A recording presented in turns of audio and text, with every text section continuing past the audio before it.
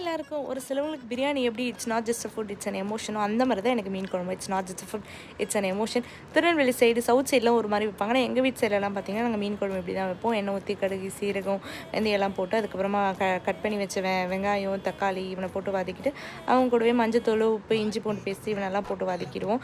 அதுக்கப்புறமா பார்த்தீங்கன்னா இவன் வதங்கணும் வீட்டில் அரைச்சி குழம்பு மிளகாத்தூள் தான் பெஸ்ட்டு.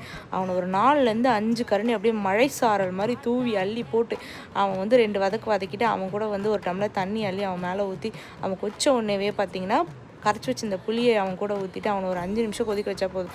கட் பண்ணி க்ளீன் பண்ணி வச்சிருந்த ஃபிஷ்ஷை எடுத்து அவனில் போட்டு அவன் ஒரு 2 நிமிஷம் இல்லை 3 நிமிஷம் மூடி போட்டு வேக வச்சு பல்ஸ் மோடில் போட்ட தேங்காவை எடுத்து அவன் மேலே அப்படியே தூவி விட்டுட்டு அப்படியே அவனை ஒரு 2 மினிட்ஸ் மூடி அப்படியே ஓப்பன் பண்ணி அவனை அள்ளி சாப்பாடில் போட்டு பிசைஞ்சு சாப்பிட்டா சொர்க்கம். அதுவும் நெக்ஸ்ட் டே காலையில் இட்லி கூடயோ இல்லை தோசை கூடயோ வச்சு சாப்பிட்டா அதாங்க சொர்க்கம். இட்ஸ்